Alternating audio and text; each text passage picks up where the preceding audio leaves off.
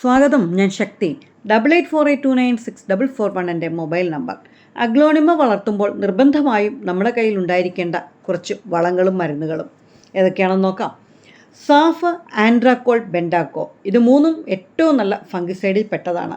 ഇത് മൂന്നിലേതെങ്കിലും ഒന്ന് മാസത്തിലൊരിക്കൽ സ്പ്രേ ചെയ്യേണ്ടത് അത്യാവശ്യമാണ്. പെക്ടിസൈഡായിട്ട് സാധാരണ വേപ്പെണ്ണ ഉപയോഗിക്കാറുണ്ട്. 10 ml വേപ്പെണ്ണയിൽ 1 ലിറ്റർ വെള്ളം ഏതെങ്കിലും ഒരു ഡിഷ് വാഷിൻ്റെ 4 തുള്ളിയുമായിട്ട് യോജിപ്പിച്ച് വൈകിട്ട് മാത്രം നമ്മുടെ ചെടികളിൽ സ്പ്രേ ചെയ്ത് കൊടുക്കാം.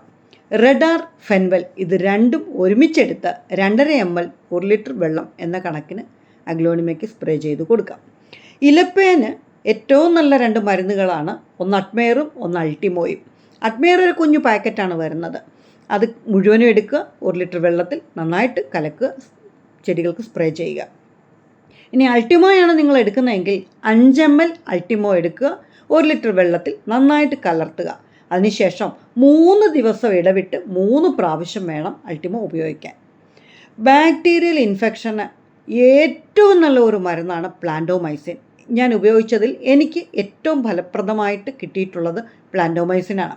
ബാക്ടീരിയൽ ഇൻഫെക്ഷന് 1 ലിറ്റർ വെള്ളത്തിൽ 1 ഗ്രാം എന്ന കണക്കിനാണ് പ്ലാന്റോമൈസിൻ നമ്മൾ ഉപയോഗിക്കുക.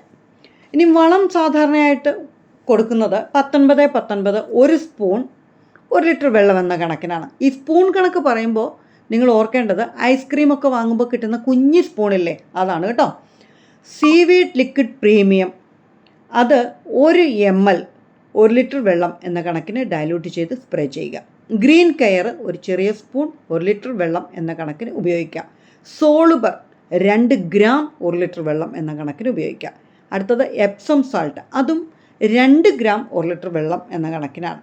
കൊസാബി പ്ലസ് 2 മാസത്തിലൊരിക്കൽ ഒരു ചെറിയ സ്പൂൺ നമ്മുടെ പോട്ടി മിക്സിൽ ഡയറക്റ്റ് നമുക്ക് ഇട്ട് കൊടുക്കാവുന്നതാണ്. ഈ പറഞ്ഞ വളങ്ങളുടെയും മരുന്നുകളുടെയും ഒക്കെ പേര് ഡിസ്ക്രിപ്ഷൻ ബോക്സിൽ ഞാൻ കൊടുക്കുന്നതാണ്. നിങ്ങളതൊന്ന് ചെക്ക് ചെയ്ത് നോക്കണം.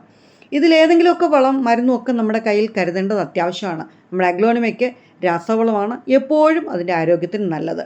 ഈ വീഡിയോ നിങ്ങൾക്ക് ഇഷ്ടപ്പെട്ടിട്ടുണ്ടെങ്കിൽ ദയവായിട്ട് എന്നെ ഒന്ന് സപ്പോർട്ട് ചെയ്യണം, മറക്കരുത്. ലൈക്കും ഷെയറും സബ്സ്ക്രൈബും കമൻറ്റും ഹൈപ്പും ഒക്കെ ചെയ്ത് ഒന്ന് സഹായിക്കണം.